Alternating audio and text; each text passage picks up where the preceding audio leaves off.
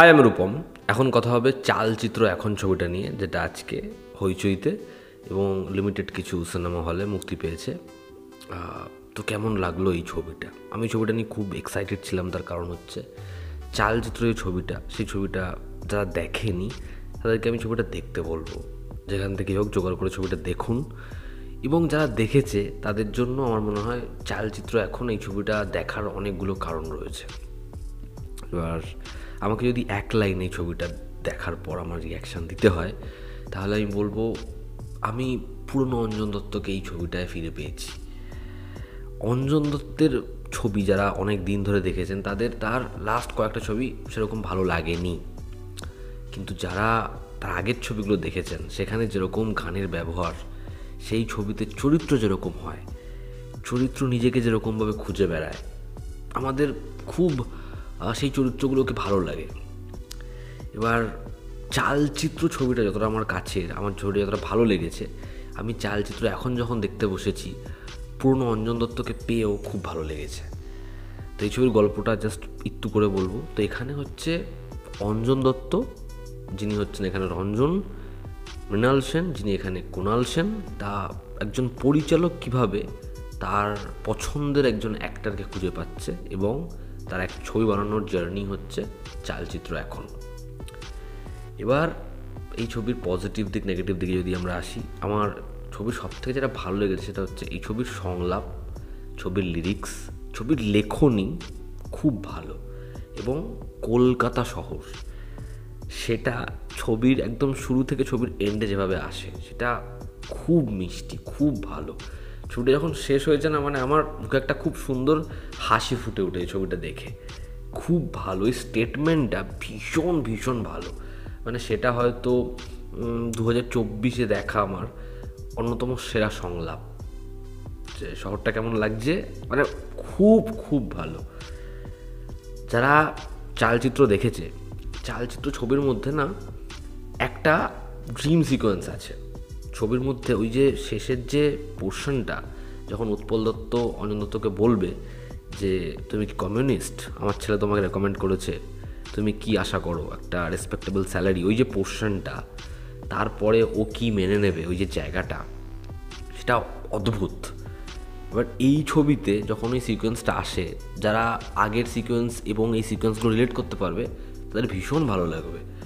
এখানে ওরকম কিছু শর্ট তৈরির আগে একটা ডায়ালগ রয়েছে যে তুমি তো একসাথে বা একটা সমষ্টিতে বিশ্বাস করো না, ধরো সবাই মিলে একসাথে এসে জায়গাটা পরিষ্কার করে দিল। এবার চালচিত্রটা সিকোয়েন্স রয়েছে যখন সবাই মিলে জায়গাটা পরিষ্কার করবে, ঠিক আছে, ওই উঠোনটা। তো ওই যে জায়গাটা, সেখানে ব্যাকগ্রাউন্ড মিউজিক ওরকমভাবে বাজছে, সবাই একসাথে ঝাঁটা দিয়ে পরিষ্কার করছে, ওপর থেকে বসে দেখছে। এবার ওই সিকোয়েন্সটা কীভাবে এসেছে যখন ব্যাখ্যা করছে পরিচালক, মানে খুব ভালো লাগে।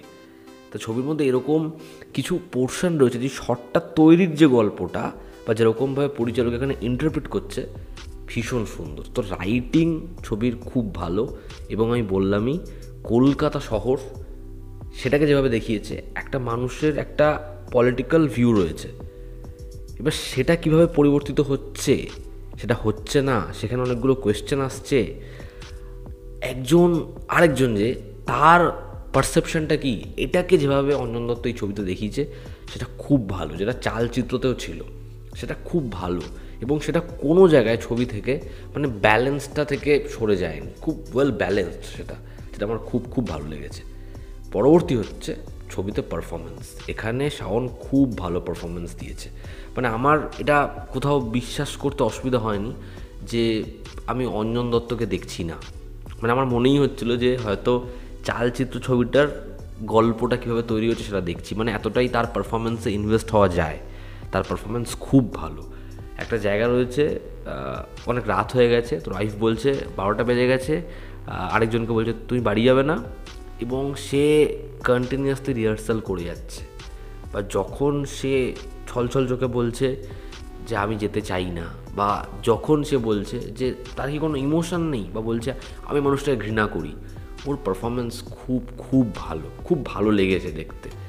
অঞ্জন দত্তর মানে উইক নিয়ে আমি বলেছিলাম ট্রেলার রিয়াকশানের সময়, বাট তার পারফরমেন্স এত ভালো, মানে অঞ্জন দত্তর পারফরমেন্স নিয়ে আলাদা করে কী বলবো, তার পারফরমেন্স এত ভালো পারফরমেন্স। এবং পার্টিকুলার কয়েকটা জায়গা যে সে ফোন করতে করতে যেরকম মুভমেন্ট করে, টেবিলের মধ্যে পা রেখে যেরকমভাবে সংলাপ বলে, তার ইন্ট্রোডাকশানটা যেরকমভাবে সে প্রথমে নিজের পরিচয়টা দেয়, তার কলকাতা দেখা যেরকমভাবে, বা সে একটা শটের জন্য যেরকম পাগলামি করে, একটা পার্টিকুলার সিকোয়েন্সের জন্য যেরকম পাগলামি করে, বা যখন সে বলে সত্যি অপেক্ষা করছে, খুব ভালো লাগে। সাপোর্টিং কাস্টে প্রত্যেকে নিজের জায়গায় ভীষণ ভালো, তবে আমার মনে হয় উৎপল দত্তের জায়গায় যিনি পারফর্ম করেছেন সেই দিকটা দেখা উচিত ছিল। এই ছবির মেকিং নিয়ে যদি কথা হয়, তাহলে যেহেতু এই ছবিটা অঞ্জন দত্ত এবং নীল দত্ত তারাই প্রডিউস করেছে, তারাই বানিয়েছে, তো এই ছবিটার মধ্যে একটা ইন্ডি ছবির মতো তুমি মেকিংয়ে ধাঁচ পাবে।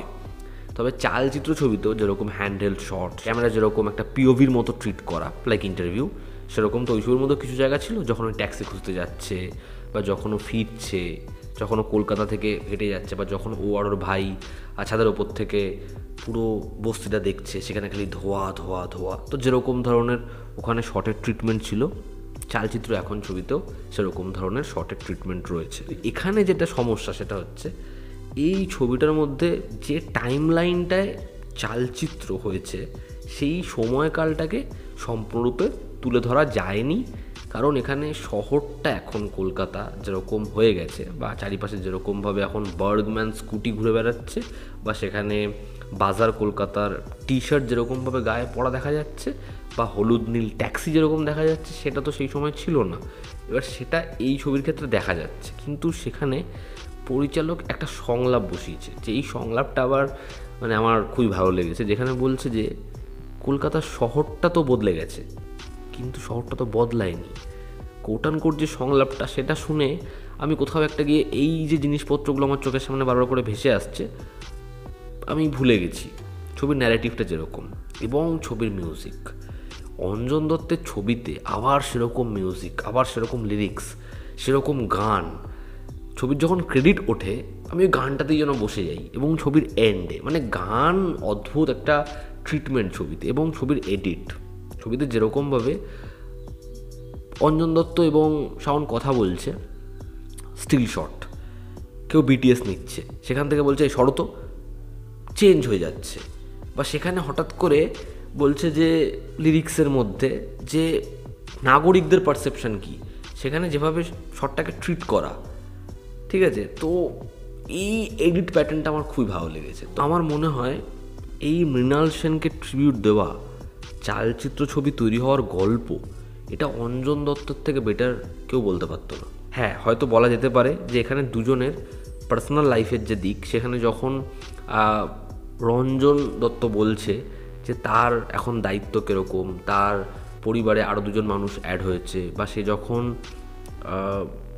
কুণাল সেনের ওয়াইফের সাথে সেটা নিয়ে আলোচনা করছে, আমাদের হয়তো মনে হয় যে সেই দিকপত্রগুলো খুব বেশি আলোকপাত করা হয়নি, তবে সেটা যে খুব বেশি সমস্যা তৈরি করে এমন নয়। তো ওভারঅল চালচিত্র এখন আমার জন্য খুবই ওয়ার্ক করেছে, আমার ছবিটা খুব ভালো লেগেছে। আমি তোমাদের বলবো তোমরা ছবিটা অবশ্যই দেখো, হয় সিনেমা হলে, না হলে হইচইতে। আর যারা দেখে নিয়েছো তোমাদের কেমন লেগেছে জানিও, জনতা আমাদের পাশে আছে। আবার দেখা হচ্ছে।